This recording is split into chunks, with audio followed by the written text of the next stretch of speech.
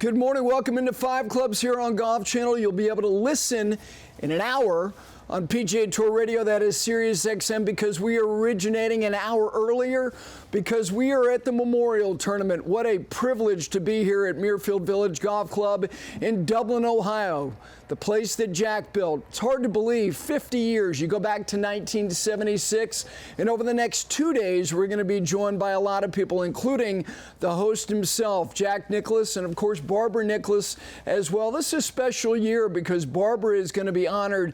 So over the next 2 hours, here is what we have for you live from this great event, one of the big events on the PGA Tour schedule. You go back to when it was created and you consider what Jack Nicklaus intended to do here. It was in 1966 that he actually voiced for the first time, after he had won the Masters for the second consecutive year, and the third time he had won the event, you know what? At some point, I want to create something that is an homage to what Bob Jones has created at Augusta National, and he did it. This golf course was constructed. It was opened in 1974, and then in 1976, for the first time, they had this event. And here we sit in 2025, and it remains exactly what it was from the beginning. Different, special, and all because of the vision, the passion, and everything that the Nicklaus family puts into it. So Jack and Barbara tomorrow on this program, but today, coming up in less than 15 minutes, Rex Hoggard, a friend, former colleague, and a colleague again here at Golf Channel, is going to join me, senior writer for Golf Channel, as we sit here on the doorstep of the month of June.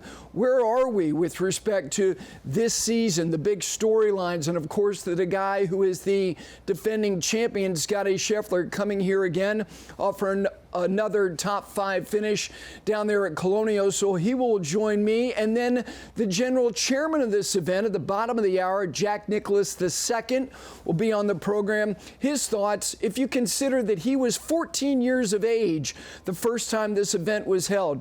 Can you imagine if your dad created a golf tournament and you're an aspiring golfer yourself and you're going, I'm going to be around the best players in the world. No, by the way, the best player in the world is my dad. Well, Jack Nicklaus II will join me in this hour as well.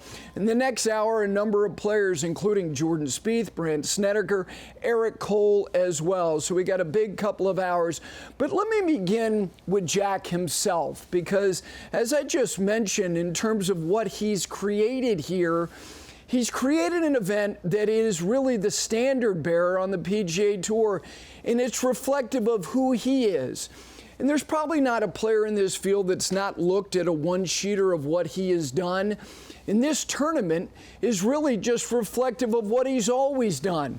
He's done what nobody else has done. He's set a mark and put down markers over the course of his career, beginning when he started to win at a very, very young age.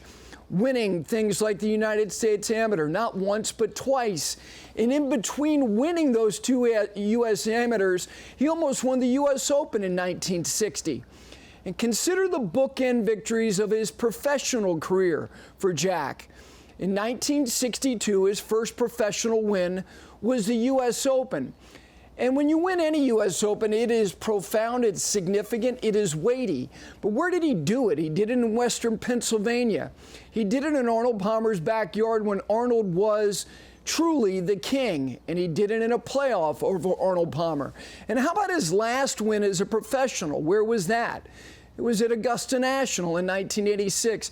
Can you imagine bookending your first professional win and your last professional win being a U.S. Open and a Masters tournament, and in between 73 PGA Tour titles, 58 second-place finishes, and 34 thirds? Add all that up. That's 165 top 3 finishes. No, I don't know. How about 6 Australian Opens? How about 5 Tournament of Champions? There wasn't anything that could be won that he didn't win. And along the way, he was building a resume of achievement that you're going, there's no way anybody else is going to possibly match that. And then somebody comes along in the mid to late 90s and he starts coming here for the first time. And that, of course, is Tiger Woods. And Tiger made this among a handful of his happiest haunts. He won 5 times, including 3 times in a row. And it seemed like every time Tiger was punctuating those victories, who was in the 18th tower reflecting, calling, and analyzing what he was doing? Jack himself. Every important interlude when you consider in the game of golf that has happened in the last 50 years, somehow, some way, Jack Nicklaus has a thread or a note or was present for it. Greg Norman, for that matter. Greg Norman won this championship when Greg Norman won his first major. Who called it in 1986 for ABC Sports? Of course, Nicklaus did. That's kind of it. That's kind of when you come here and you see all the trappings and all the personal details and all the things that make this different, you say, of course, Nicklaus. So over the next 2 days, we hope that we can provide to you a little bit of the flavor of why this event is different at a time when you look at golf, and golf is different. Men's professional golf is evolving in a way that we think that maybe in 5 years it's going to look decidedly different.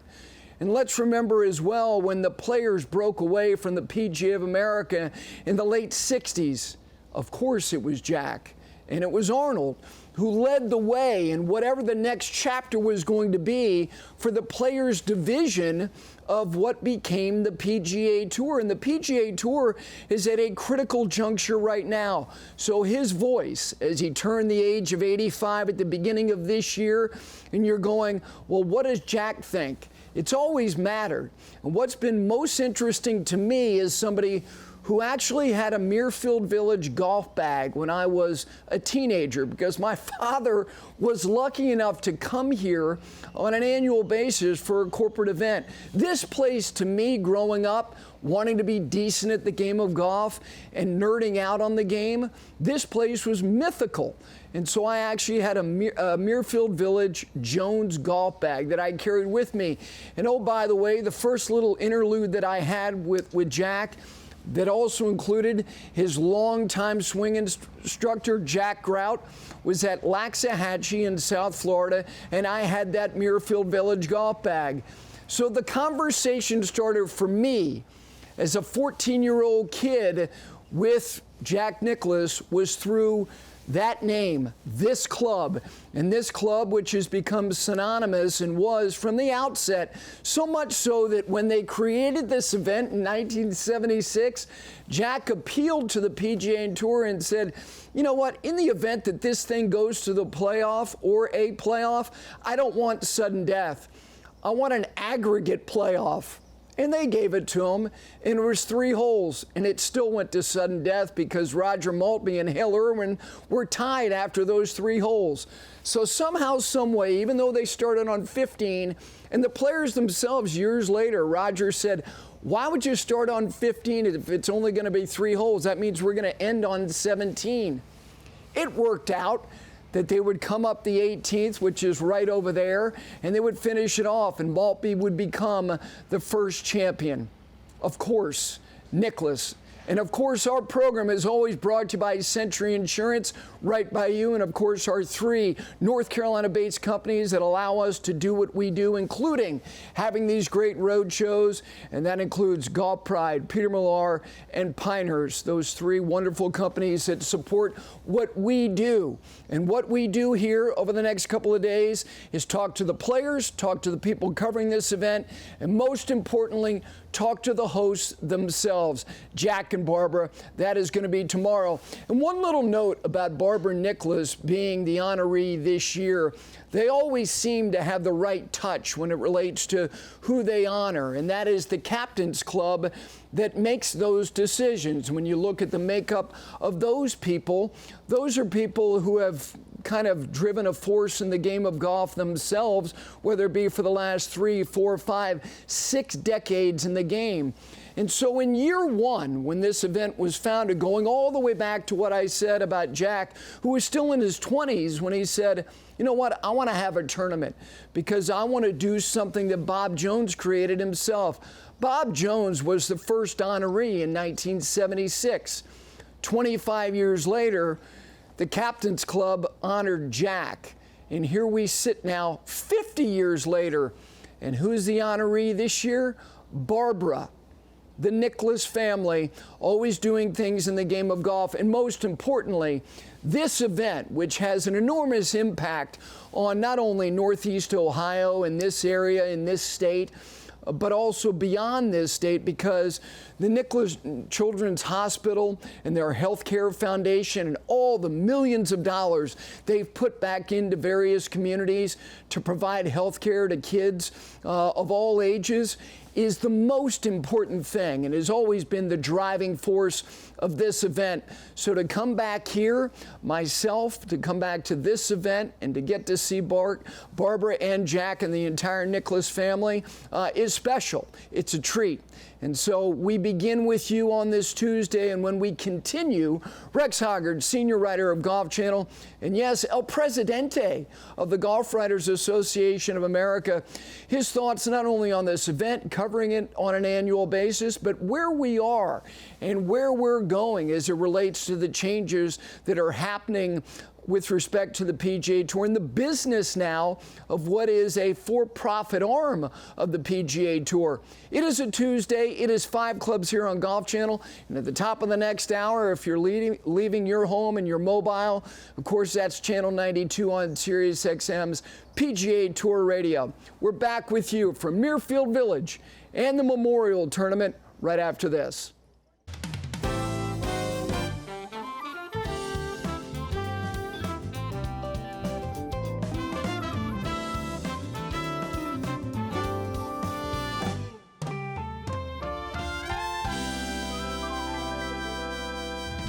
Back in on this Tuesday, it is 5 Clubs live from Muirfield Village Golf Club in Dublin, Ohio, the Memorial Tournament. One of the special events in the world of golf in this segment is brought to you by Peter Millar. Everything I wear, including this puffer jacket. And if you're going to make fun, you're going to say it's the end of May. It cannot be that cold. That is true, but everybody knows I like to layer up, and I just can't help myself.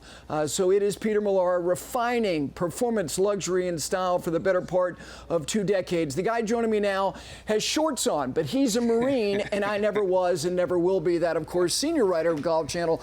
Rex Hoggard, good morning, my friend. How are you? I'm well, seething with jealousy that you have clearly dressed appropriately and I have not. That's on me. The overcast skies. I just, 10 years in Florida with you, my friend. My blood is thin.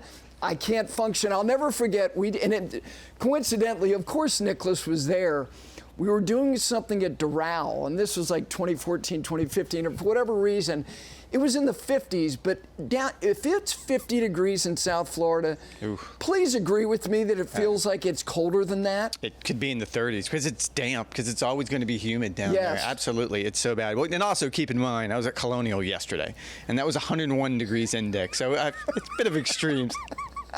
Let's get to this event. You and I, lucky enough, and you still do it on an annual basis, the Bay Hill experience, and of course Arnold passing in September of 2016, it obviously changes things. But even that last year when he was with us, and Jack now at 85, those 2 days, explain to people how special it is to sit in a press room and listen to those 2 men like you did for all those years with Arnold and still with Jack. Those 2 Wednesdays, Bay Hill and this week, those were the best Wednesdays of my career, since early in my career, for all of those reasons. And I was taken as a young reporter about they would just sit for hours, it seemed like. They wouldn't stop. They always embraced whatever question you wanted to give them, and they spoke on every topic. And I think it sets such a good example for players like Tiger Woods, you talked about in the mid-'90s. I think Tiger Woods paid attention to the way both of them handled the media, that they were going to get questions that probably didn't have anything to do with golf, and that was fine. And they embraced it, and they always gave well-thought-out, thoughtful answers. It was always the coolest part of being on the job, having a chance to talk to those, because they were able to connect you to the previous generations like no one else could. You know, I think a lot of people still to this day curious what Arnold would think about all that's happened in the last 5 years. Jack, as I mentioned, he's always been a righteous man. He's always had an opinion that you know, you could look at it and go, that's not flimsy. He's thought about these things, and he has his point of view.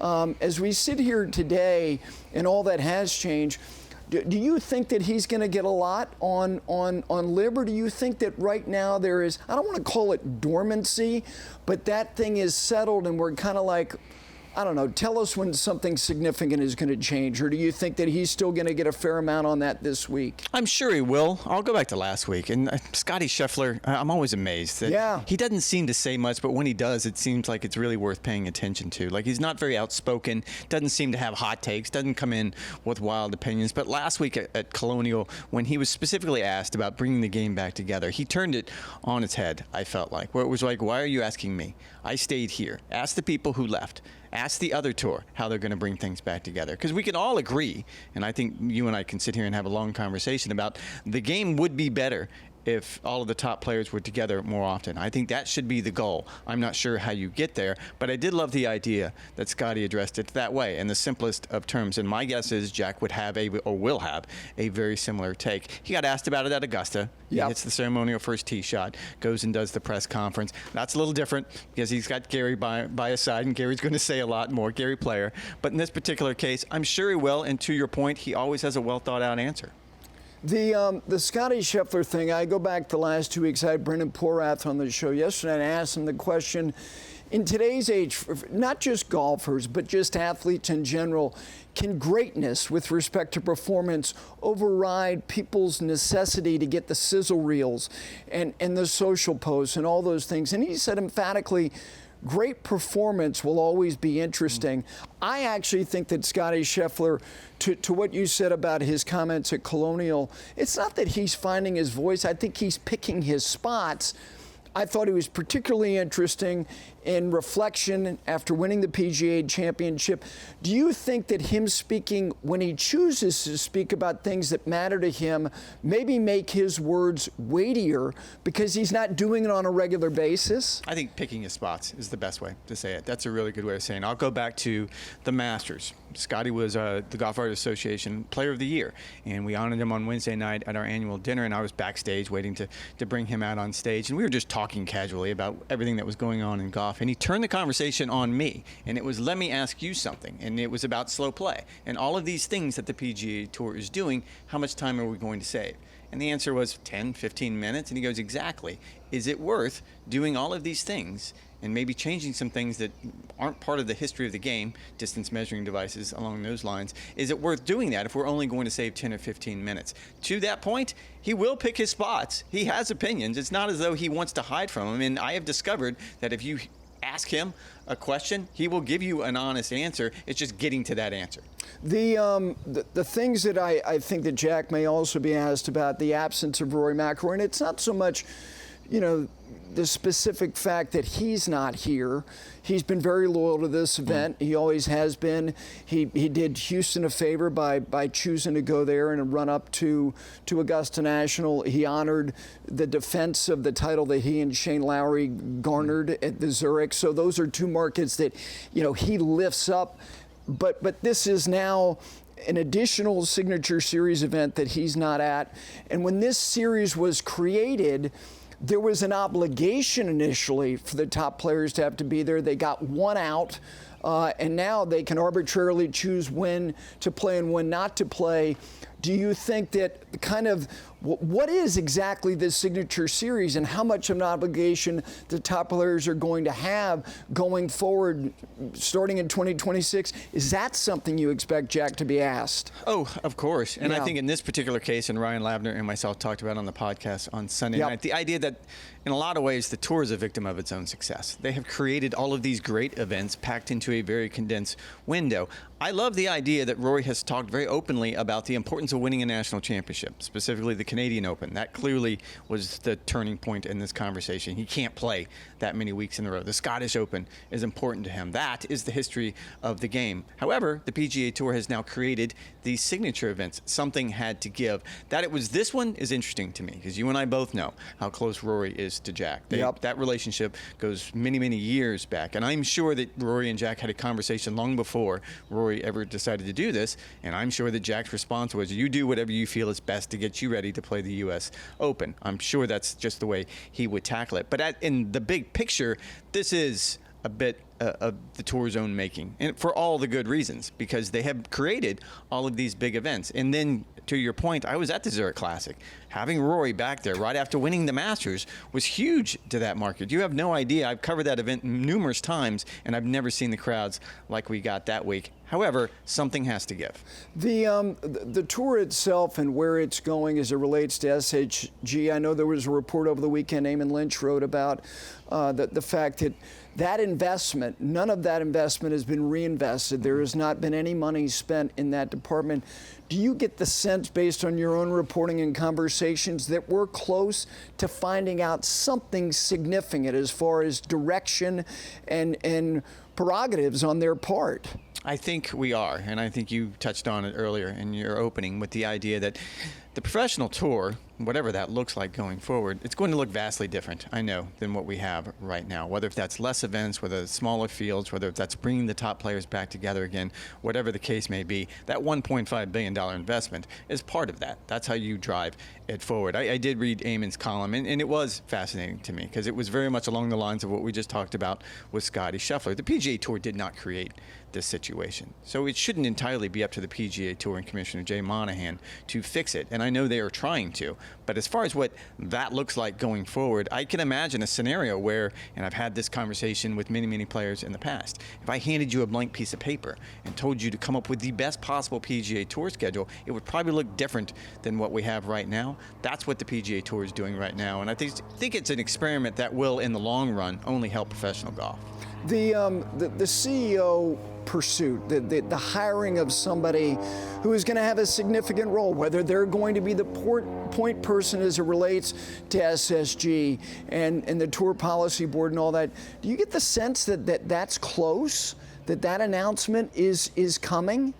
I don't know if the announcement is coming, but I think it is close, because we're to the point now where they have now gone through the process of trying to find the new CEO. And it will be interesting, the separation of powers, because my understanding is there will be a CEO of PGA Tour Enterprises, and then there will still be a commissioner of the PGA Tour. So I will be curious to see how those duties get split up. It is a multi-billion-dollar business now. You can't hide from that. And I think it is time to have someone in that job that understands it. I've always made the argument that I don't understand.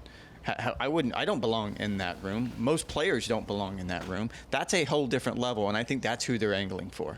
The last thing with you in terms of storylines, here we sit. It's going to be June here at the end of the week, and if you look at the FedEx Cup standings, if you look at the players who, like Scottie Scheffler, you can count on, and certainly you can count on Rory McIlroy, and it's great to see the reemergence of Justin Thomas. But there are a handful of other guys that you look at and go, this is found money for the PGA Tour. How do you tell these stories? Give me a couple of stories that you find particularly interesting that you do not think, based on the way that they played and you think will continue to play, are not going to go away over the course of June, July, into the FedEx Cup playoffs in the month of August. I made the argument, and that's being a prisoner of the moment a little bit, but I will back myself up. Ben Griffin is going to be a star in this game, not just because he's playing well at the moment. I got to know Ben a little bit over the course of last year, and he has a great personality, and he is a very smart man.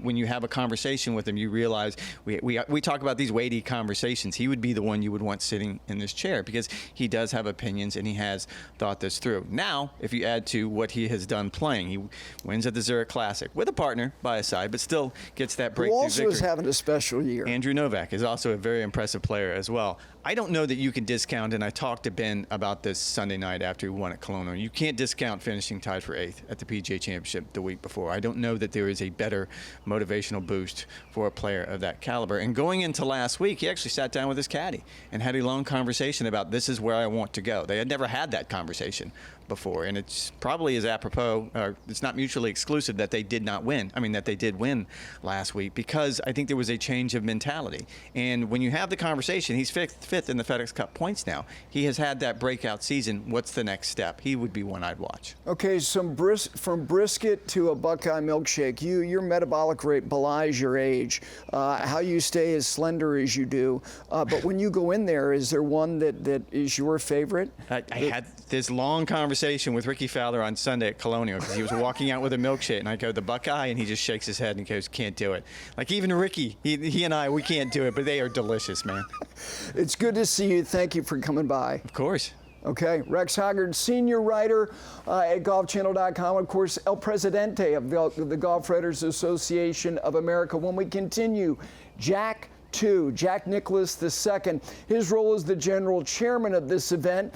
And just to jog his memory, going all the way back to year one when he was 14 years old when this whole thing started. As we continue with you on a Tuesday, it is 5 Clubs on Golf Channel, live from Muirfield Village in Dublin, Ohio, site of one of the great events in golf, the Memorial Tournament. We're back with you right after this.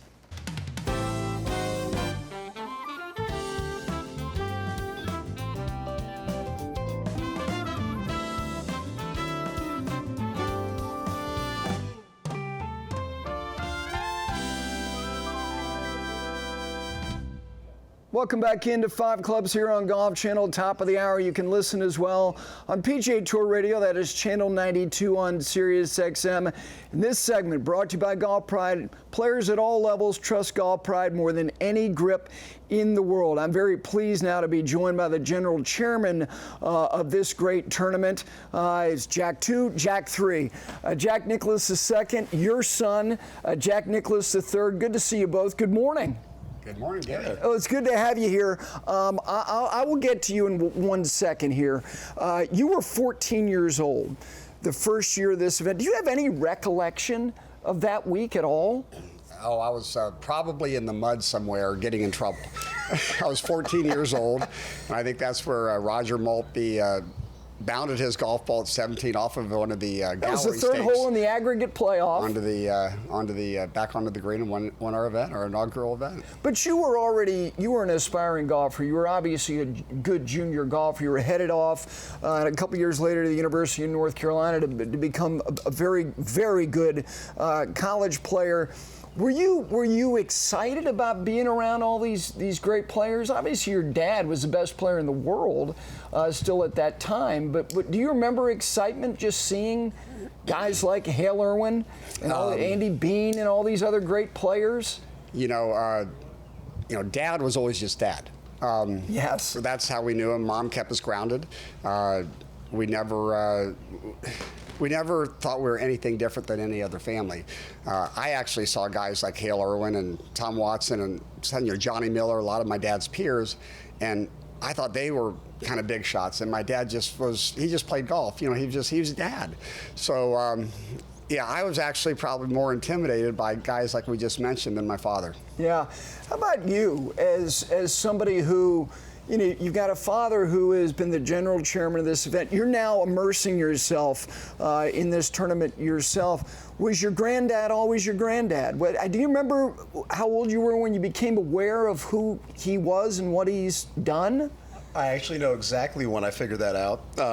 So in 2005, I was 15 years old. Unfortunately, I wasn't around when the tournament began, so I can't relate to these stories. But in 2005, I was lucky enough to go over to St. Andrews when he retired from professional golf. And like Dad alluded to, I was always, they were just me and Peepaw, Grandma and Grandpa. And we go over there, and they did a special print of the 5-pound note. Your granddad was currency. So he's on the 5-pound note, and I look at it and I go, Dad, Grandpa's on money. What's going on here? That's kind of when I figured out, wow, this guy was pretty special. But at the end of the day, he's just, they're our grandparents. Yeah. And they're fantastic. That is funny that your granddad literally was money, truly, that currency in 2005 for that Open Championship, which was a special thing. What are the things that you learned early on when you started to immerse yourself in the management and the driving force and the vision of this that you want to impart upon him? Well, honestly, the management is more a leadership role, and Mom and Dad have been the best role models for me. I hope that I've done the same for my son Jack and my other kids, but honestly, I still watch my mom and dad go to all the functions. They are incredible people, as you know. Dad is so involved with everything. He's meeting with all the pros yesterday, talking about their comments on the golf course, how he might improve it always. And it's just, I'm so proud of what they've done here. And I kind of stepped onto a moving train, so to speak, several years ago. And I think I'm still looking up to my mom and dad, no doubt. No, I'm sure you are. How about you? Objectives, goals, things that you want to do is by osmosis, you're gathering, information that you want to apply yourself. What do you want to do as it relates to this great tournament going forward? It's an incredible foundation. It's been going around for 50 years, and I've got a good beacon right here to teach me the way and hopefully keep it going for a lot of years to come. The tournament as a family experience, you're trying to make this as special as you can for the best players in the world. At the same time, do you try to make points to pause and look around, and the fact that you're sharing it with your son, and obviously in turn continue to share it with your parents and everybody else in the family who is involved in this? Do you guys pause and go, God, this is special. We get to share this as a family? It's really incredible. The foundations of the golf tournament early on, which Mom and Dad established, were one, bring the best golfers in the world to their hometown, Columbus, Ohio. Secondly, to give back to charities, which we've done an amazing job, mostly to the Nationwide Children's Hospital. Yep. And thirdly, to honor greats of the game of golf. And obviously we're honoring my mom this year, which is really special. And we are going to have full family participation this year. Nearly 50 Nicklaus family members are going to be here. So when you talk about sharing the memorial tournament with family, this year is incredibly special for us. When the whole family gets together, like a week like this, I mean, it can't happen often. People have busy lives, grandchildren that are on to college and got their own professional endeavors now. What's it like for you to be around everybody else? Because here's one thing I know about this family: they're hyper competitive. They're good at most everything. A lot of great athletes in all different sports. You've had, obviously somebody who's played in the National Football League, lacrosse, you name it. What's it like when everybody gets together? You hit the nail on the head. It's a dog eat dog out there. But it's really cool. We were all encouraged to go out and play different sports growing up, but we've all gravitated towards golf as we gotten older. So it gets really competitive out there. But we still get together for Easter and Christmas and all the big holidays, Thanksgiving. But this is going to be special because we're all going to be here and celebrating my grandmother. So we're excited. I mentioned this at the top, Jack, that in year one, your father, the greatest thing that you can do is to honor somebody else. And he was obviously so impacted by not only his early experiences at Augusta National that he voiced in 1966, for the first time, the idea that at some point, I want to create my own tournament. And he comes back to his home state on land that he and his father used to walk when he was a boy, and he creates something like this. And Bob Jones was honored in year one.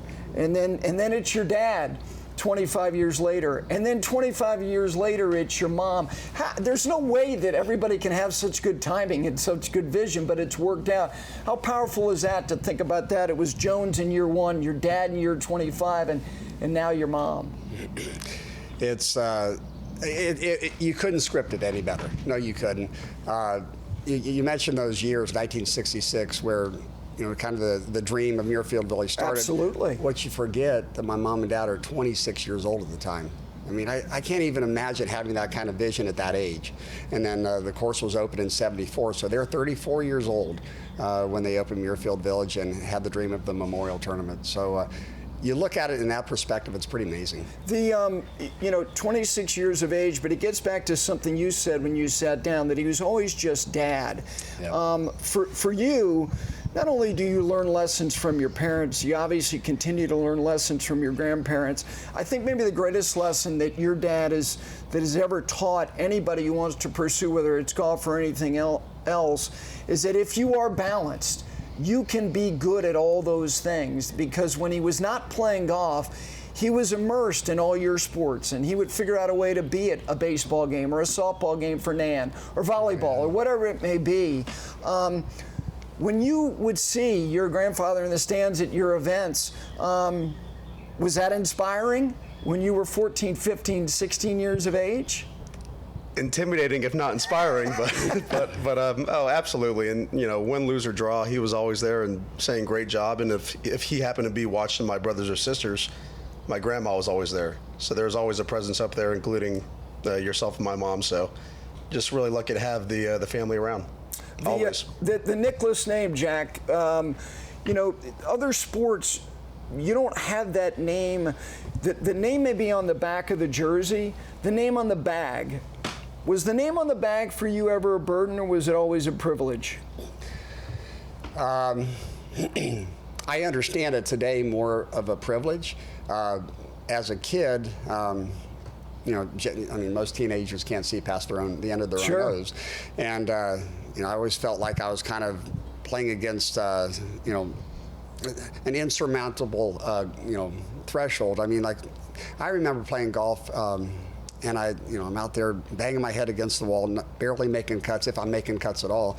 And I'm in the locker room picking up my shoes on that Friday afternoon after missing a cut, and I hear these people walk by. They look in, they see me, they said, he'll never win as many tournaments as his father. Well, no duh. I mean, how many people win as many tournaments as Jack Nicklaus? So I always felt like I was kind of battling against that. My dad never put that in front of me, but I always felt like that was a bit of my challenge.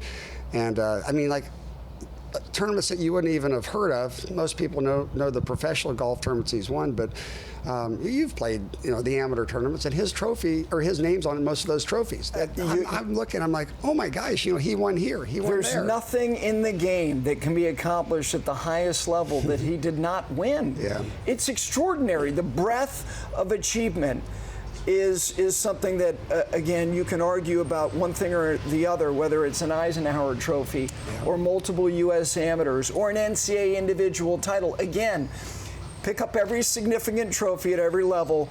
You don't have to look hard. You'll find his name, which is amazing. Let's talk about this year in terms of your responsibilities. What are the things that you're doing this week that is primarily your goal is to make this event better than it was the year before? What are you doing? Honestly, I'm learning from the guys at the top. I've been at every tournament since 2008, more as a spectator, but I'm trying to get more involved and luckily kind of cracking through a little bit. But again, the foundation's set and they've done such a great job, so I'm just trying to learn from the best and hopefully keep it going for the future. And Jack, as far as this event with the Signature Series that was carved out a couple of years ago, this has always been particular because it was an invitational. You got particular trappings if you did in fact win, and now you got an additional year of exemption if you do win this event. Arnold's the same, Tiger's the same as well. What has it done to the business model with the field being the way that it is to what it was formerly? And even then, it was less than what you would get at most other events. How have y'all adapted to that? Well, we've always been an invitational. Yep. We've always had a shrunk field, and we, as you mentioned, we used to be about 105 to 110 players. Now we're down at 70. And it's, honestly, we used to have more exemptions that we were able to give out. We were able to get a little bit more of a local flair with those exemptions, which we don't have as much today. We've got great support in the community. I actually love that you get the top 70 players coming in for our event to compete. It's interesting, the elevated events. I like it. We've got a great partner in Workday. We've got a lot of support within the community. So. I like it. I like the limited event. All right, let me ask you just to follow up on you saying Workday, Yeah. because it's a big investment. It's a big investment to choose to align yourself with a signature series event, the value that they give to you in this tournament, and how invaluable it is, and how much they mean to what you guys are trying to do here. Well, it does start at the top, and Neil Busri is amazing at Workday. He wants to promote the game of golf, and he's a lot like my father. He's about legacy. And so we have a great partner in Anil. We've got tomorrow, we're going to have the Pro-Am, and he brings in an amazing group of people, a lot of celebrities that are pretty cool. You'll see Peyton Manning here, Yep. Luke Bryan, among others. And of course, the top golf players are playing with him. So that'll be a fun day. But no, Neil's a great partner. We're very happy with that. Okay, so before I let you guys go, athletically, you mentioned holidays. What is the thing that this family, not every single one of them, but most of you can still do together? Is it, what is it? Is it round robin tennis? I mean, your dad used to love playing tennis and would bring over great, like world-class tennis players to play doubles at the house. What does the family do to get the juices flowing competitively? Well, just like everybody, we play pickleball now. Do you? Oh, everybody loves pickleball, but we all meet at the golf course. And like I alluded to earlier, it's kind of fun how everyone's gravitated back towards the game. And so, you've got, my cousin's probably a +2 or 3 handicap, and then you've got, 30 handicaps. So we all just go out there together and have fun. That's what it's about. Oh, on the tennis courts growing up, you guys would go at it. They'd play baseball, football, and tennis on that same grounds, and they'd tear it up pretty good. It was fun to watch. Last thing for you, the defending champion. I think that there are things about Scottie Scheffler that I think people can see in your father, and that is when he's playing golf, there's a singular focus on that, and that he easily separates from this environment to the environment that he values equally, and that is being at home with a young family, but a growing family. Your thoughts about Scottie Scheffler and all that he's doing in this game? Scottie's amazing. Great champion for us. He could very well defend this week. I loved what he said at a press conference last year after his victory. He talked about his foundation, his work ethic, and what brings him back to getting back into that mode. He said he's in his weight room or his training area in his basement. He's got a shelf with baseball hats lined up, sweaty baseball hats from each summer of 3 months of just walking out there and sweating his rear end off. And each hat reminds him of that year, particular that he growing up working hard. So he looks at those hats. He says, "You know what? I may have won this past week, but it's time to get back to the grindstone and work." Scottie's fantastic. You watch his swing. I love it. I mean, everything's good about his game, and he's got such a great demeanor out there. It's just he's calm. He loves to win, like my father. Yeah. I mean, probably more than anything, he loves to win. There's a lot of similarities. I'm talking too much, but my dad said the comment last year. He says he doesn't know if he ever has had a streak of 5 to 7 weeks like Scottie has had. He had this past year, and you look at it. He wins just about every week. He's an amazing player and an amazing man. Yeah, let me answer the question your dad had. Yes, he did. Yes, he did have stretches. Dad had like Dad that. had some, yeah. But the point is that it's rare, Yeah. and it's neat to watch it. It's great to see both of you. Thank you for what this family has provided, not only to this community, to the state of Ohio, the impact it makes charitably, not only in this state but also in South Florida. Thank you to the Nicklaus family. It's great to be with you this week. Gary, thanks for being here. Thanks for having us. Thanks, Gary. Jack 2, Jack 3. It's the Nicklaus family. We continue with you. It is a Tuesday edition of 5 Clubs from Muirfield Village in Dublin, Ohio. We're back with you right after this.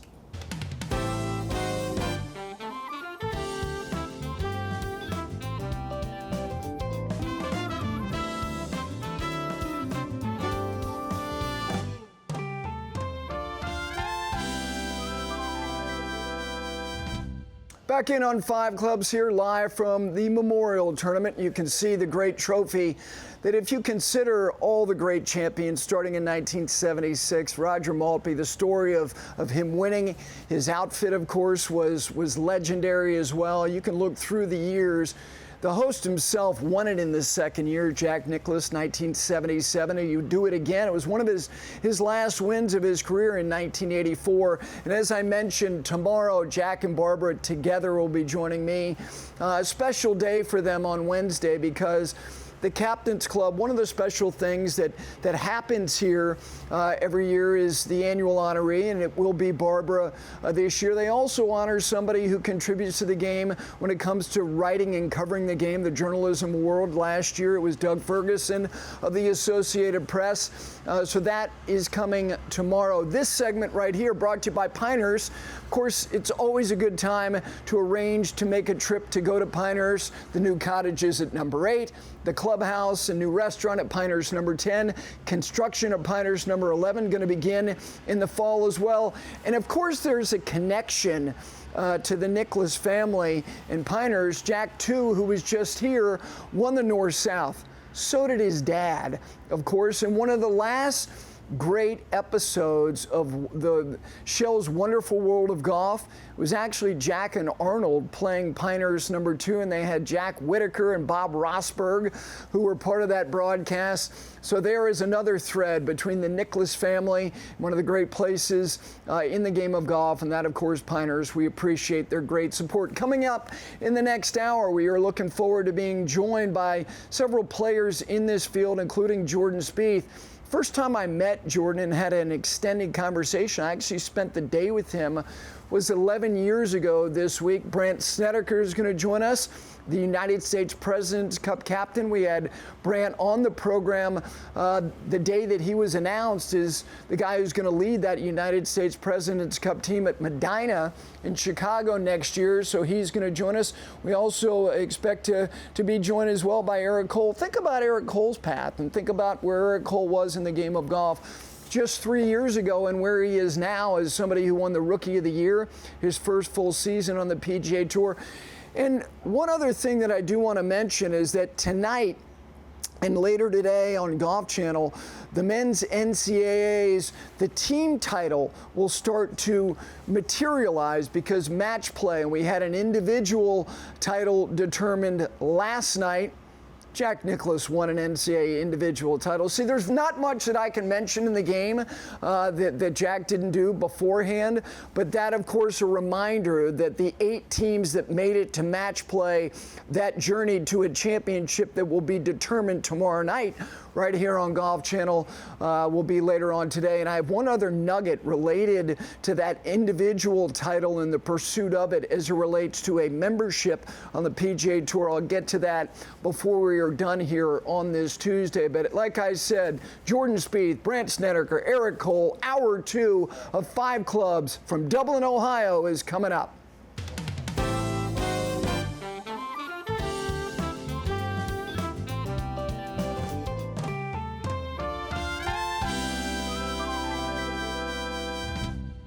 Welcome into 5 Clubs. It is a Tuesday. Where have you been? We've been here for an hour. The rare 7 a.m. start, but it's great to be at the Memorial Tournament at Muirfield Village Golf Club in Dublin, Ohio. This hour is being brought to you by Century Insurance, our presenting sponsor, right by you. All the things they invest in the game of golf, their relationship with the First Tee, with the United States Golf Association. We are so proud to be aligned with Century Insurance. And of course, we want to welcome the audience on SiriusXM. You're always with us at 8 a.m. Eastern Time, but we started an hour earlier. Hope you enjoyed Taylor Zarzer's program, The Starter. You can listen to us, so if you leave the house, it is Channel 92 on PGA Tour Radio. And I'm very pleased to start this hour being joined by the guy who was the Rookie of the Year on the PGA Tour in 2023, Eric Cole. Good morning. How's it going? Yeah, thanks for having me. Thank you for joining me. I said to you, how does a guy who spent his whole life in Florida have shorts on? I lived there for 10 years. I honestly can't get cold. I can't get warm anymore if I'm in weather that's under 60 degrees. Yeah, I probably should have went with pants today, but it's a nice change up from Fort Worth last week, which was really hot. So it was indeed. Let me get your thoughts on where you are as we approach the month of June. You kind of state of game. All of your results, you have good weeks, it seems like, every week. Do you feel like you're close? Yeah, I feel like I'm playing a little better for sure, a little more consistent recently, which is nice. But the guys on tour are really good, and it's hard to kind of make that jump and really be in contention more often. So, but yeah, I feel like I'm trending in the right direction, and hopefully just kind of keep building on those things and, have some better results here soon. You've had a life in golf, obviously by virtue of your parents and their professional journeys. Your awareness level of this event, I would imagine you were a young kid when you knew that not only did this event exist, that it was the standard bearer of what great tournament golf should look like and be, right?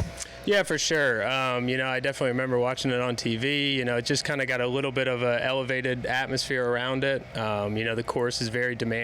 I kind of saw that from an early age. And then definitely when I got here, you realize that it's very similar to major championships, how the course changes throughout the week and gets really difficult by the weekend. So it's a great spot to be, and I'm really looking forward to this week. You love playing golf. I mean, you play, there's a handful of guys who I think would have fit in the 70s and 80s when seriously, if you looked at the end of the year, they played 32, 33 times. Do you feel that way now that you are, you've found your footing at the best tour in the world? You still want to play a lot of golf? Yeah, for me, it's a combination of a few things, but I worked really hard to get here, and it took me a long time. So I'm very thankful and, just really appreciate every week that I can play on the PGA Tour. And I also love competing. I love being in tournaments. I love the environment. I like to see, where my game is and where I can get better. So when you put all those things together, it's hard for me to miss a week. I want to share with people a lesson you learned when you dealt with an injury after you had finally gotten to the Korn Ferry Tour and you went back and you were actually around juniors. It was almost like a reset for you, and you saw the joy and the excitement in them playing the game of golf and the value you got from that. You don't want to get injured. You don't want to take steps back. But in the grand scheme of things, did that chapter of your life benefit you? For sure, it definitely did. I think I learned a few things. I definitely got a lot of enjoyment out of helping others and kind of, showing them a little bit of what I've learned along the way. And then also it made me realize that, professional golf is really cool and it's awesome, but, it's not the end of the world if I'm not playing on the PGA Tour. There's a lot more to life than, shooting low rounds and competing out here. So I think that balance definitely helped me to realize that I'm working really hard to play well. I want to be out here. I want to compete. I want to have success out here. But if I don't, then, life goes on and there's a lot more to it than just PGA Tour golf.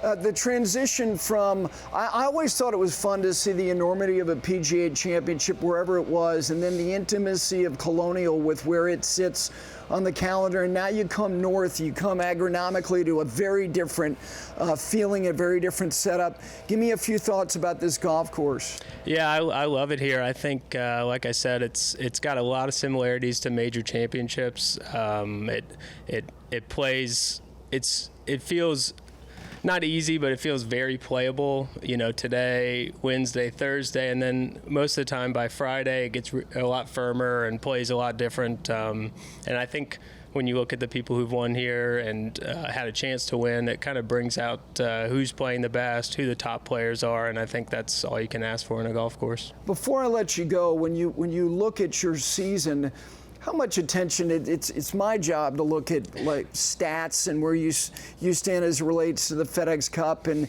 these certain thresholds you want to be at. How aware are you of that?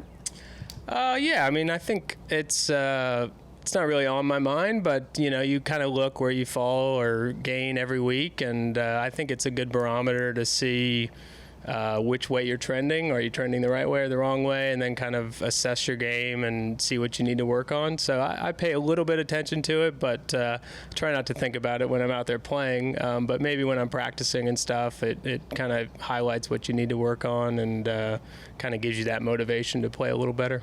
I have to ask you, as somebody who's got an MLB deal, which I think is great, have you ever talked with them about you incorporating the color schemes. Payne Stewart years ago did it with the NFL. Seriously, you look like a guy who would be a second baseman for, I don't know, the Cleveland Indians, for that matter, even though they're not the Indians anymore, they're the Guardians. Have you ever thought about that? I haven't really had any discussions about that, but it's a really cool partnership, and I'm super proud to be wearing it out here. And I think it's worth a discussion. I might bring it up to him now. Well, I'm not a marketer, but I always wondered why nobody ever brought that back. I appreciate you coming by. No worries. Yeah, thanks for having me on. Good talking to you. Thank you. That is Eric Cole again, the 2023 PGA Tour Rookie of the Year. When we continue, he's a lefty. He actually has towed the slab at a major league ballpark. Rich Lerner said he looked like Clayton Kershaw. I thought that Rich needed to be institutionalized. The person I'm talking about, Jordan Spieth. He will join me next right here on 5 Clubs. We're back with him right after this.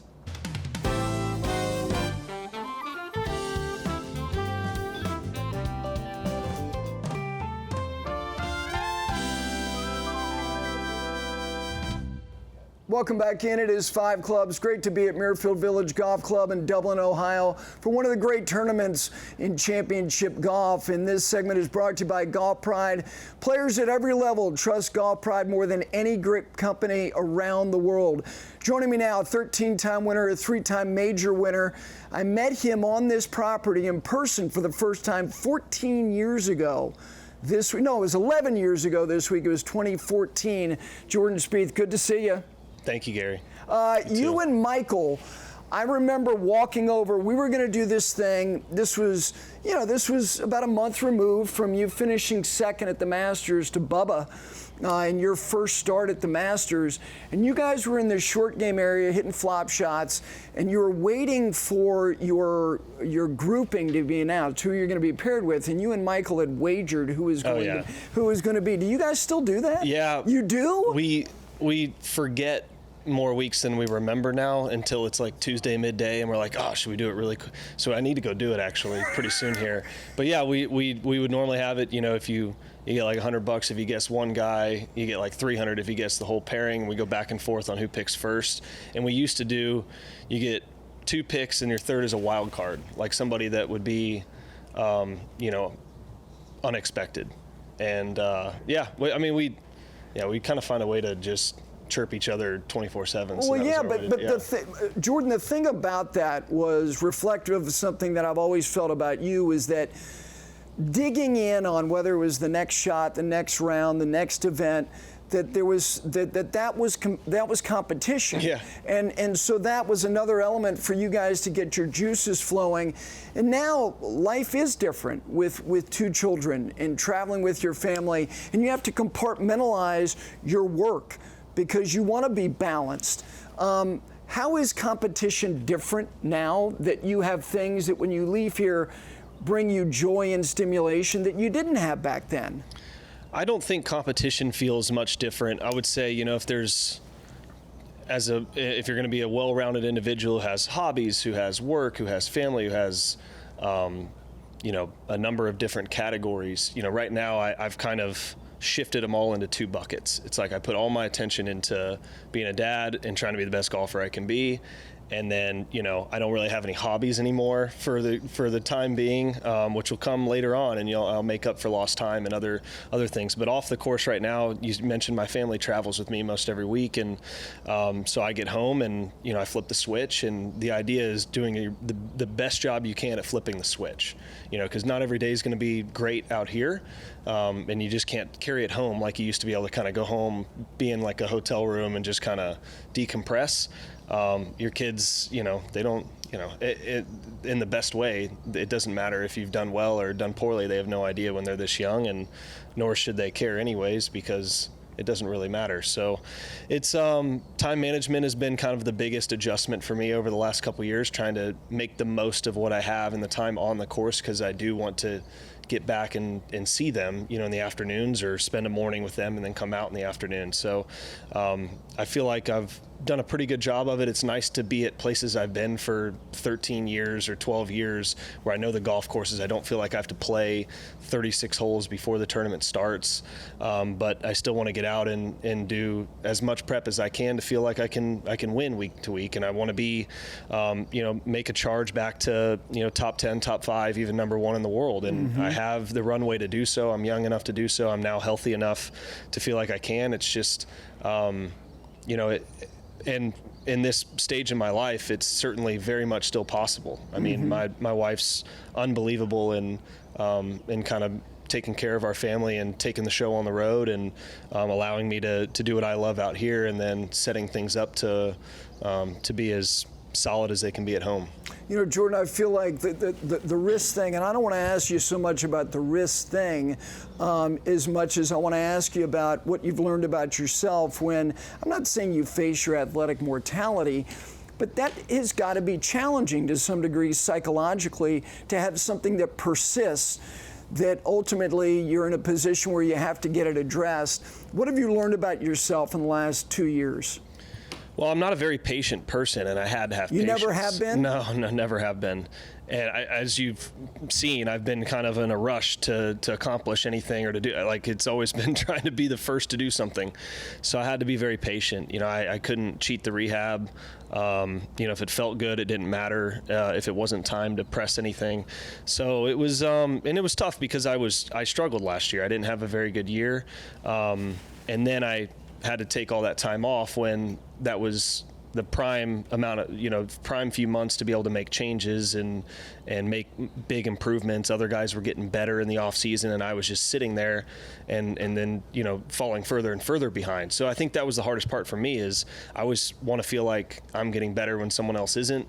And I couldn't do that. So I had to kind of, play the game in my head of, each step that you take the right way here will advance you, double, versus if you try something in it and you have any setbacks. So I didn't have any setbacks in the process. It was a few-month process, and it was nice to come out. Once I started to be able to hit balls again, it just felt like so much fun, and I just felt so grateful to be back doing that. And then when I started at Pebble Beach, I hit my first tee shot on number 10 of Spyglass, and I thought, as I was standing on that tee, I'm like, just felt this overwhelming sense of gratitude. It was like, man, this is like my second chance. And, it wasn't like I had a huge back surgery or anything like that, but I mean, your wrist is a big deal in golf, and it wasn't minor. It was something that, required quite a bit of time off and an extensive rehab process. So it was really fun. The very next week, I worked myself into contention in Phoenix, and I thought, okay, I can do this again. Yeah. You were asked at Pebble Beach, you kind of laid out the way that you were going to look at the first kind of quarter of the year leading into Augusta National, and you said certain things that you would like to touch or achieve. Did you feel like you did? Because contention was one of those things, and maybe it came earlier than you thought. When you look back on it now, when you close the Masters chapter, were you not satisfied, but pleased that some of those things that you set out to do, you had done? I think so. Again, I'm so impatient that, I didn't really have, I wasn't tied for a lead. I haven't been tied for a lead on a back nine on a Sunday yet. But I was, up there and playing good golf, feeling good. Did the Nelson feel like you were close enough that?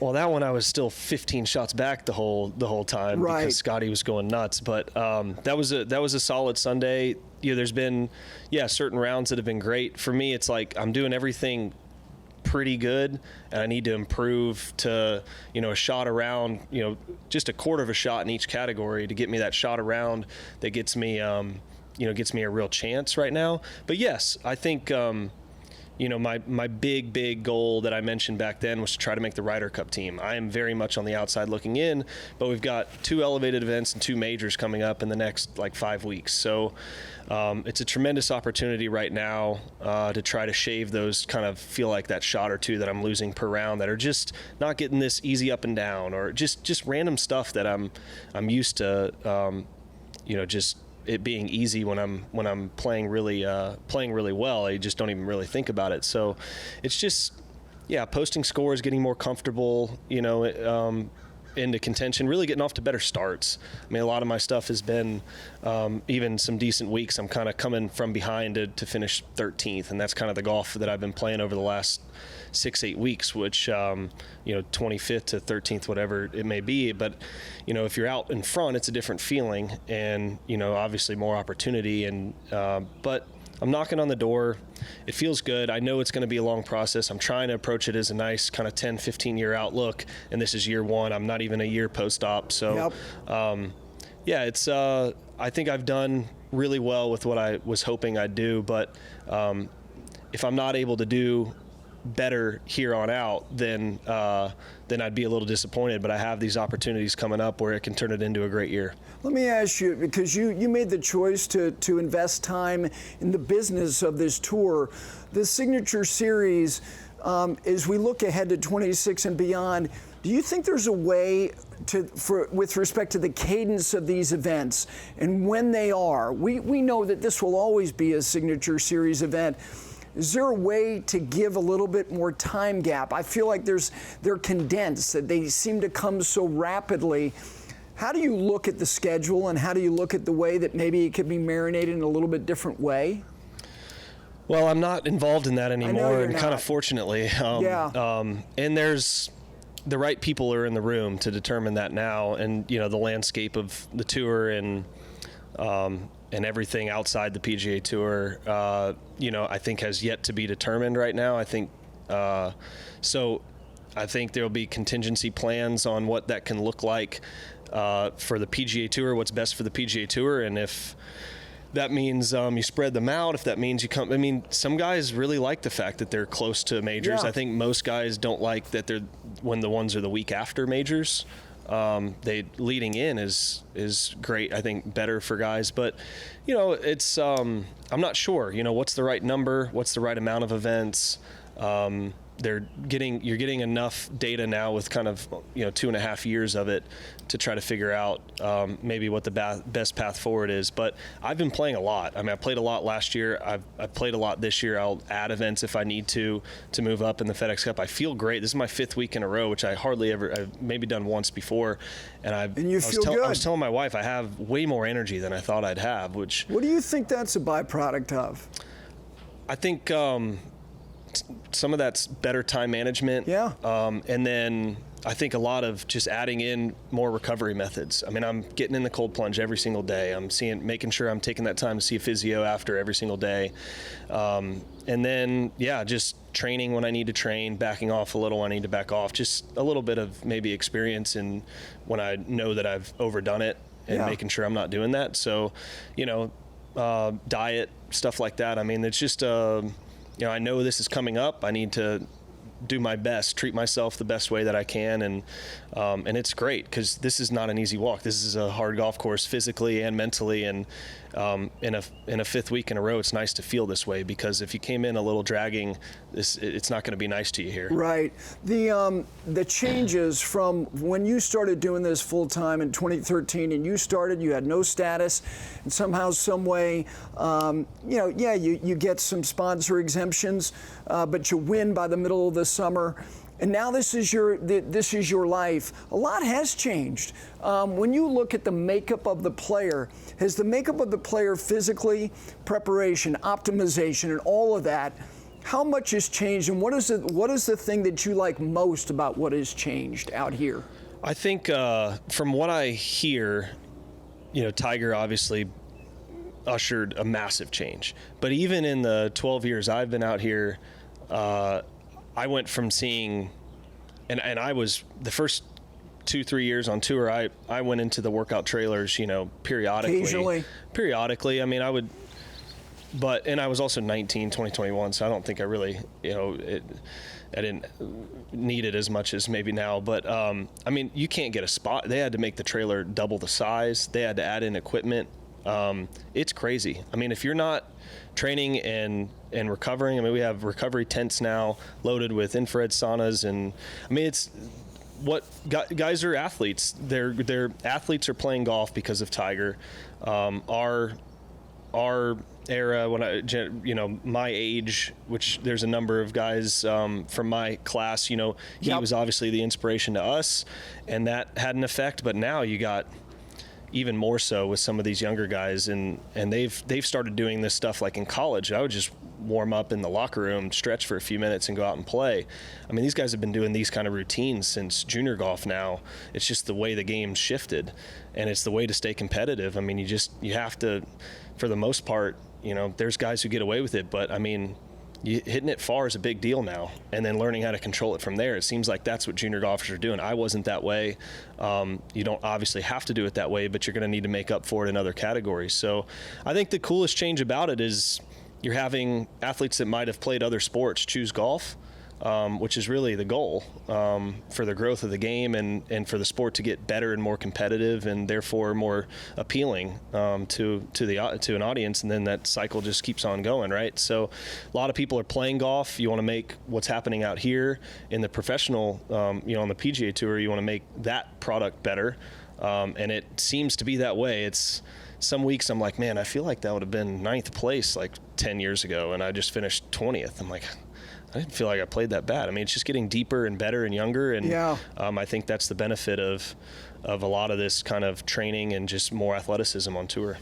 I remember it was literally right after the 2017 PGA, and I went to Dallas. You had just won the Open Championship, and that was the first opportunity you had to complete the career Grand Slam. And you said to me that winning the PGA, and I asked you this actually in Quail Hollow and kind of revisited this, and you thought it would be the hardest because of the setups, but you said that's changed, and part of that is you have more pop in the bat. In 2017, your swing speed was 113 and change, and now it's about 117. Is this another place that maybe at the beginning you would say, I don't know, maybe, and now more so? And it's not just the length of the golf course and that it can be long, it can be wet, but also advancing the golf ball from dense, thick rough. Are you as a player a little bit different, even though the strengths that you have are the ones that you want to still rely on? Are you different to that degree?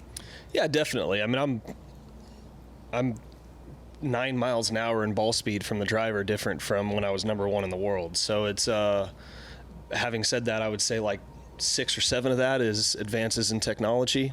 But certainly feeling like I can compete on the longer, big American golf courses because I don't have to make up for it by chipping and putting lights out is really nice. Now, would I like to get my chipping and putting back to where they should be? Then we're really in business. So, it's a game of it's obviously a game of ups and downs. It's a game of misses. I do feel like I don't come out here worried about having a disadvantage in any category. The driver's been really good to me. I've been getting better and better with it over the last couple of years. And now it's just about making up the rest of the game, tightening up some of my scoring, scoring clubs, wedges, short irons, and then rolling in putts. I mean, I feel like I'm putting the ball well and I'm not getting a whole lot out of it right now. And for me, I feel like I can be super, in a good way, I can be, that's as much as it's frustrating when it's not going in and it feels like the hole just gets smaller and smaller, the second the lid starts to come off, I feel like I can be super bipolar on the greens and just start pouring them in. I feel like I read them really well. Speed control is really, really solid. So it's just about, honestly, just stepping up with confidence. But some of that comes from actually thinking there's a hole there. So, sure. These greens are perfect. I feel like it's going to be a soft fairways this week. They're bigger fairways, but you just can't miss them. This is about as thick a rough as I've ever seen here. This is major championship rough. But with the fairways being softer, it gives you wider fairways to hit. And from there, it's funny. This is a track, I feel like some of the great tracks we play throughout the season, you'll see scores of 79 and you'll see scores of 65 the first 2 rounds. This has it every year. There's no hiding it. You either have it or you don't. Yeah. And if you don't, you're not going to get away with anything. So you get a pretty good idea right away, and I hope to get off to a good start and work my way into contention. All right, let's end this. 5 quick questions to go. The most important ones for Jordan Spieth. If the Dallas Cowboys can draft Arch Manning at the end of this season, should they? I would like that because I love Arch. and I love the Cowboys. So I think that would be awesome. Okay, and you I don't know if I should go any further. pretty Yeah. well. You didn't throw out the current quarterback. You didn't even mention his name. Dak's a tremendous quarterback. We got him more weapons. We got him a great offensive line. And it's a really hard division, which makes it tough. But Do you think Arch will only play this year? Or what does your intuition tell you that he?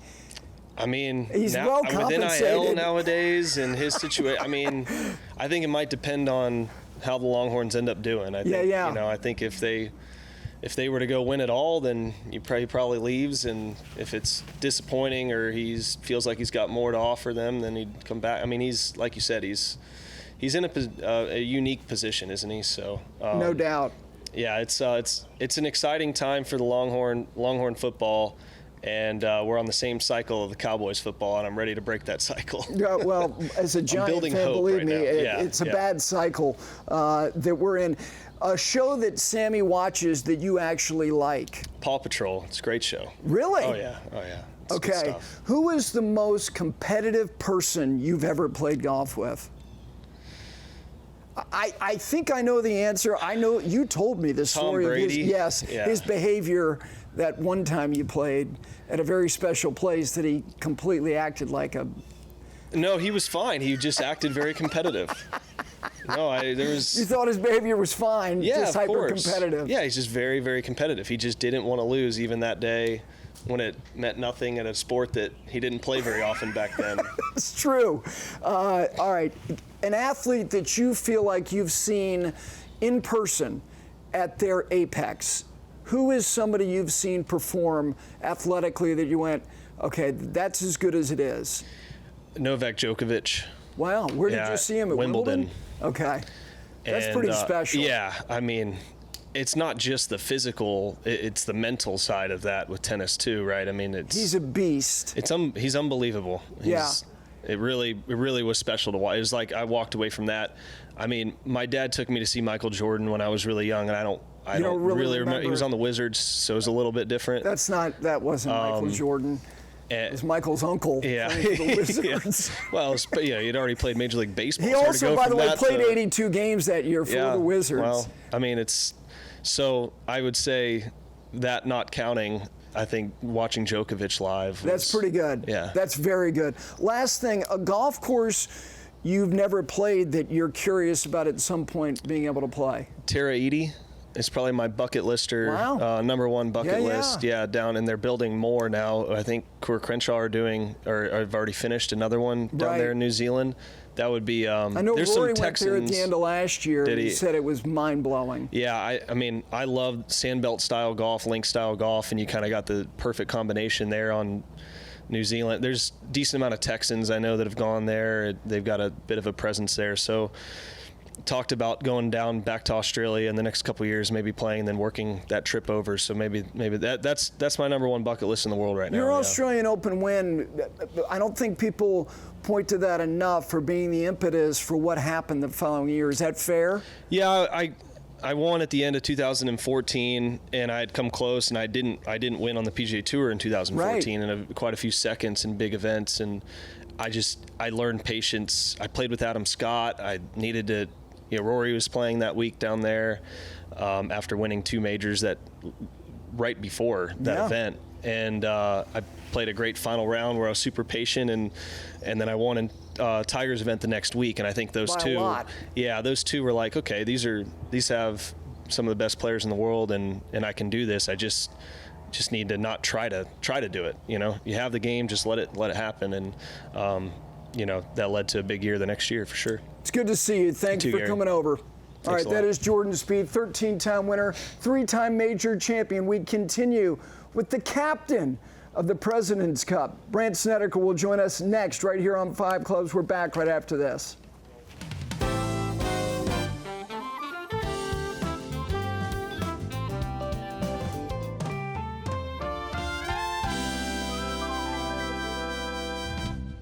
Welcome back into 5 Clubs here on Golf Channel. You can also listen. That is PGA Tour Radio, Channel 92 on Sirius XM. You can see the trophy over my shoulder. It is a thrill to be at the Memorial Tournament, of course, in Muirfield Village in Dublin, Ohio. This segment brought to you by Peter Millar. Everything that I have worn for 15 years. Been very fortunate because they have refined performance, luxury, and style better than anybody for the better part of 2 decades. Who knows that as well as I do? Maybe better?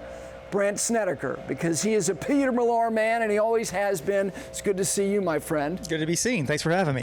Thank you for coming over. I know that you always want to be aligned with people who have good intentions. Workday, I know you're proud to represent that company you have for some years now. It's nice to be here, isn't it? It is. It's a special week. I think this tournament embodies everything that Workday stands for as a company, and vice versa. You know, that they treat their customers the right way. They're a great company that does a lot of great things throughout the world, and to be partnering with Jack Nicklaus at the Memorial is super special with them. And I know this week is even extra special. I have to give a shout out to Barbara Nicklaus because she's getting rightfully her place in the spotlight this week, being honoree this week. So I think it's this afternoon. It's going to be a really special afternoon to see her kind of get some light shown on her for one of many times she deserves it, and what she's been able to accomplish in her career out here, being the face, but really the first machine. Lady of golf. The first lady. That's a great way to say it. Yeah, first lady of golf. Thank you, and has been a great role model for every wife from the PGA Tour out here, and us as players. So really special week for us to be able to honor her this week. Absolutely. I was saying to Jack II, who is here with his son, Jack III, about how they chose Bob Jones in year 1 as the honoree because Bob Jones was really motivated Jack when he was in his mid-20s to, at some point, I'm going to have my own event. So it was Jones in 1976, it was Jack 25 years later, and now it's Barbara 25 years after that. They worked things out quite well here. Yeah. When we were breaking the last segment, Jordan Spieth was leaving, and you guys had a little interlude, and you said he needs to go practice. You're already thinking about next year. Oh, I'm thinking about this year. I know you're thinking about this year because you're obviously an assistant captain for Keegan Bradley, and he desperately wants to be on that team. Look, all these guys do. That's important, that whatever the pool is, if it's 22, 25, 18, whatever the number of players, you want all those guys to be dying lousy, to do everything they can to get all the points they can to be in that conversation when you guys have to make these choices. Yeah, and I think it's a great thing. I think it's pressure creates what you want, and these guys are they're obviously looking at the list. We're looking at it every week and trying to see the best mix of guys we can put on the team to go represent the United States this fall at Bethpage. But I think, we've taken a lot more interest in seeing how these guys are playing, seeing what's going on. With Jordan, I think Jordan's playing some great golf right now. I really do. I've watched him play a lot the last month and a half and seen like the progress he's made since his wrist surgery, and see kind of like a better version of the old Jordan Spieth in a sense. He's hitting the ball a long way. He's hitting it, I think, as straight and as solid as I've ever seen him hit it. I think for him it's just about a matter of seeing some putts go in. And these greens I played yesterday here, I can't think of a better set of greens for him to find his feel than these are. These are Augusta National-esque when you talk about speed and the way you have to read them. And we all know how Jordan putts there. And I think this week would be a great step for him and feeling some comfort. It's not like he's that far off. It's as any player will tell you, it's one of those weeks where if you just see a few putts go in, all of a sudden the lid comes off and everything kind of turns around. I can see Jordan have one of those weeks this week. The question I asked him about being more efficient, and it's not like he was wasting time when he didn't have any children, but you've been through this, and you were just telling me, look, your son who's really falling in love with the game of golf, and he's playing a golf tournament, and your stage with your family is different than his. What was that like to make that transition when you had to be more efficient and figure out times to be focused on that and try not to think about all the things that maybe Mandy's going through at home? What was that like? I think it was great. I think it affects everybody differently. For me, I was somebody who really could never get away from the golf course. If I played bad, it stayed with me all day. I wanted to get back out and practice. I wanted to go fix what was going on. I could never really get away. And so I before I had, in my first 6 years on tour, I had one tour win, and I really think I practiced myself and do a lot of bad stuff. And then my next 6 years on tour, I won 8 times. And I firmly believe it's because I had kids. So when I got done playing golf, my kids didn't care if I shot 80 or 60. They just wanted to be with dad. And so I had to learn to turn it off. And so for me, it was a great thing in saying, okay, A, I do need to be more efficient with my time. So when I do go out there and practice, but B, when I get away from the golf course, it's time to get away. Like, you got to let it go. And it was really eye-opening for me to have that kind of a support system with my wife and kids at home saying, we don't care what you shot. It's not who you are as a person. Whereas we as golfers out there, we feel like when we get off from a round, our self-worth is wrapped up whether we shot 78 or 68. And so for me, it was super humbling and great to have that kind of support system away from it, and that amount of love that doesn't affect how you play or how you played. So, and I think Jordan's probably, and everybody goes through it differently, but I think he's probably trying to balance that life of, hey, he's such a great person. He wants to be a great father and a great husband. And at the same time, you want to be a great golfer too. So how to balance all of those things and make sure you're not short, leaving something out there you wish you could do. And he'll figure it out just like everybody does. Everybody has different ways of doing it. I had great guys I leaned on, whether it was Davis Love or Fred Couples or whoever it was, that older guys of how they kind of dealt with later on in their careers. And so, we're all here for them. And just know the PGA Tour is a great support system of guys to kind of help you through it. Scottie Scheffler, before they had Bennett, already had a good understanding of when I'm here, I'm focused entirely on here, and when I'm not, I can leave it behind. He will be the linchpin of a Ryder Cup team. He will be the linchpin of your President's Cup team next year. Does he remind you of anybody that you've seen over your life in the game of golf? No. No. Like, he's different. The fact that I've never seen. I guess like on the golf course, you see shades of Tiger Woods, right? You see shades of just the ability. I always say it's about Scottie. I love watching him play because it's not the spectacular shots he hits. It's the ability to hit quality golf shot after quality golf shot, the right shot at the right time all the time. We all know how to do it, and we do it occasionally, but his ability to do it round after round, put himself in the right position all the time, he makes golf look boring, which is the best way to put it. The host did that. Yes. Tiger did that. Yeah, yes, we focused on the hero shots, but the proper shots that they hit throughout their careers were the things that was the calling card. Yeah, just it's unbelievable to watch him do that and just the ability to do it. And I think what I love about Scottie more than anything is just what a great human being he is. He's, we're lucky in golf. We have a bunch of great superstars right now who are all great guys away from the golf course, not only on the golf course. And not saying we haven't always had that, but it just seems like right now the guys that we have that are leaders in the game are all quality human beings that want to give back, that want to do stuff the right way, that want to take time for fans, that want to play great golf and get what it's about being a PGA Tour member out here. And so I think we're so fortunate right now. And Scottie's obviously he's doing things at his age that not many people have ever done. And I don't see that slowing down anytime soon. And I don't see a family getting in the way of that. I see actually a family enhancing that in a way that he can kind of have that release factor away from the golf course to just be a dad and be around Bennett and have a great family. And then when he gets on the golf course, he can turn into the competitor that we know he is. Last thing for you, it's not just Ryder Cup responsibilities, captain of the President's Cup team, your investment in the development of professional golfers at the Korn Ferry Tour level.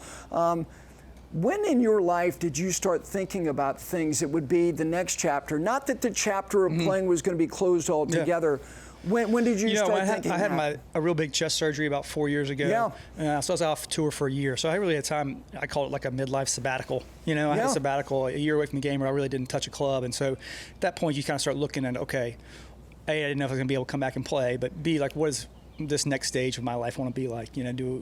How do I want to be around with my kids more? What do I want to do more at home? Is there business opportunities I want to pursue, or do I still want to be out here playing and being a member? And so I kind of put my feelers out in a bunch of different directions to figure out what it would look like. And I came back to I've always been a golfer. That's what I love to do. When I'm home and when I'm practicing, that's where I'm my happiest. And so I still see myself as a golfer. I'll still be out here competing as much as I can. My body probably doesn't do the way I want it to do anymore, but it's getting closer. But I still love competing against these guys. I still love being in the locker room with these guys and trying to see, okay, how can I play this golf course my way and not their way? I got to play yesterday. It's going to be a great test this week. It's really rough is super thick, greens are super fast, super firm. So I'm going to have to play it differently than Scottie Scheffler plays it. I wish I could play it like he did, but I'm going to have to play a little differently than he does. And so I'm trying to figure out a way to do that. And so I still love that aspect of it, of getting out there and competing and trying to figure out the best way I can get around these golf courses. It's always good to see you. Thanks for having me. coming I appreciate over. it, yeah. The captain of the President's Cup team in the United States, Brandt Snedeker, 2026, obviously a key piece of that staff for the Ryder Cup at Bethpage. We come back, some final thoughts here from the Memorial Tournament at Muirfield Village in Dublin, Ohio. We're back with you on 5 Clubs right after this.